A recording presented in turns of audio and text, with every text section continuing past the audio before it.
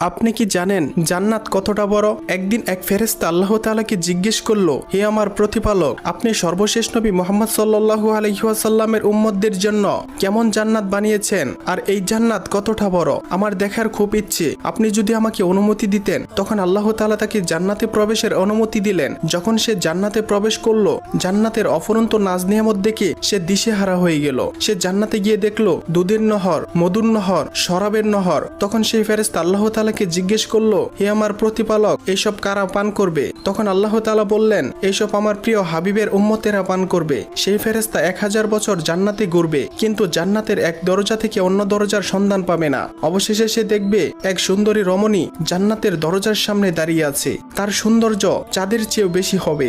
তখন সেই ফেরেশতা তাকে জিজ্ঞেস করবে, তুমি কে, আর এখানে কি করছো? তখন সেই জান্নাতি রমণী বলবে, আমি মুহাম্মদ সাল্লাল্লাহু আলাইহি ওয়াসাল্লামের উম্মতদের জন্য অপেক্ষা করছি।